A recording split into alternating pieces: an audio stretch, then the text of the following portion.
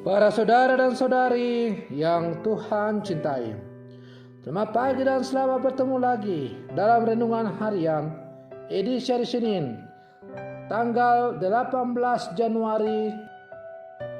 Mengawali hari yang baru ini, kita hendak mendengar dan merenungkan sabda Tuhan. Marilah sebelum kita mendengar dan merenungkan sabda Tuhan, kita berdoa. Dalam nama Bapa dan Putra dan Roh Kudus. Amin. Allah Bapa Maha Agung, Engkau telah mengutus seorang Imam Agung yang sudah hidup seperti kami. Kami mohon bimbinglah kami beribadat kepadamu, kepada namamu yang benar. Bersabdalah ya Tuhan, kami siap untuk mendengarkan.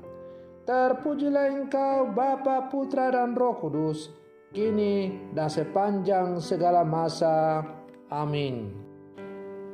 Para saudara dan saudari yang Tuhan cintai, sabda Tuhan yang hendak kita dengar dan kita renungkan untuk mengawali hari yang baru ini, hari Senin, tanggal 18 Januari 2021, diambil dari Injil Markus pasal 2 ayat 18 sampai 22. Tuhan sertamu. Inilah Injil Tuhan kita Yesus Kristus menurut Santo Markus. Waktu itu murid-murid Yohanes dan orang-orang Farisi sedang berpuasa. Pada suatu hari datanglah orang-orang kepada Yesus dan berkata, murid-murid Yohanes dan murid-murid orang Farisi berpuasa. Mengapa murid-muridmu tidak?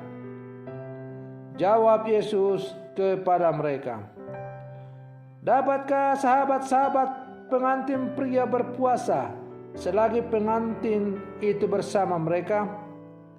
Selama pengantin itu ada bersama mereka, mereka tidak dapat berpuasa. Tetapi waktunya akan datang, pengantin itu diambil dari mereka, dan pada waktu itulah mereka akan berpuasa. Tidak seorang pun menambalkan secari kain yang belum susut pada baju yang sudah tua. Karena jika demikian, kain penambal tua itu akan mencabiknya, yang baru mencabik yang tua, sehingga makin besarlah koyaknya. Demikian juga tak seorang pun mengisikan anggur baru ke dalam kantong kulit yang sudah tua. Karena jika demikian, anggur tersebut akan mengoyakkan kantong itu, sehingga baik anggur maupun kantongnya akan terbuang. Jadi anggur yang baru hendaknya disimpan dalam kantong yang baru pula. Demikianlah Injil Tuhan. Para saudara dan saudari yang Tuhan cintai, kita kerap merasa gembira jika kita melakukan sesuatu yang menyenangkan dan sesuai keinginan kita. Sebaliknya, kita mudah menolak untuk melakukan sesuatu yang tidak sesuai dengan keinginan hati kita. Hal serupa juga terjadi dalam pengalaman hidup beriman. Kita sukar untuk menerima bila akhirnya rancangan yang kita buat tidak sesuai dengan rancangan Tuhan. Hidup memang kadang terasa berat, tetapi sekaligus juga indah. Namun sebagai orang yang beriman kepada Kristus, kita tidak boleh lekas menyerah dan putus asa. Hidup selalu mungkin untuk diubah, tergantung upaya yang kita lakukan untuk mewujudkannya. Yesus dalam segala pewartaannya menjalankan tugasnya dengan tekun dan setia. Sekalipun ia adalah anak, ia tetap taat.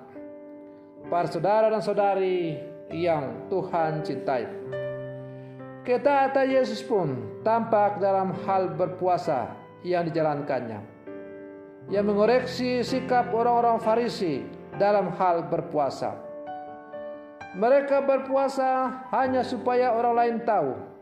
Sementara hakikat mendasar dari puasa adalah memohon pertolongan Allah dan upaya mengendalikan dan sekaligus pengolahan diri dari dalam. Para saudara dan saudari yang Tuhan cintai, praktek puasa membantu kita untuk memaknai setiap peristiwa hidup kita dan mencari apa yang dikehendaki Allah, sehingga kita tidak mudah mengadili orang lain seperti yang dilakukan oleh orang-orang Farisi. Dengan berpuasa kita dapat menundukkan keinginan kita dan mendahulukan kehendak Allah atas apa yang kita rencanakan. Yesus mengajak kita agar setiap ibadah termasuk puasa harus dilayani atau dijalani dengan penuh sukacita. Para saudara dan saudari yang Tuhan cintai, dengan demikian puasa adalah salah satu sarana untuk pengolahan hidup rohani kita, supaya hidup rohani kita semakin bertumbuh dan berkembang.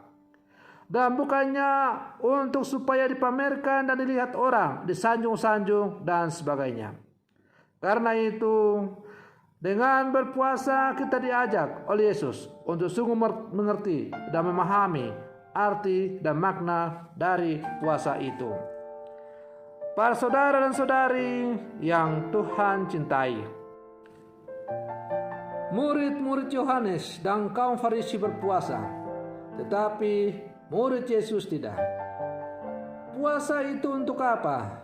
Untuk mendapat kesaktian? Sekedar memenuhi hukum? Atau ada tujuan yang lebih luhur daripada puasa itu? Dengan membiarkan muridnya tidak berpuasa dan membela mereka, Yesus ingin membaharui makna berpuasa. Mereka baru berpuasa ketika Yesus pergi. Jadi berpuasa berkaitan dengan harapan akan kedatangannya kembali. Para saudara dan saudari yang Tuhan cintai, maka puasa berarti kita menaruh pengharapan pengolahan hidup kita untuk menaruh pengharapan kepada Tuhan, karena hanya kepada Dialah seluruh hidup kita bergantung. Maka marilah dalam seluruh kehidupan kita selalu berjuang untuk memberi makna yang benar terhadap puasa yang kita jalankan. Semoga kita semakin menjadi murid-murid Yesus yang sejati di zaman sekarang. Semoga demikian. Selamat pagi, Tuhan Yesus memberkati.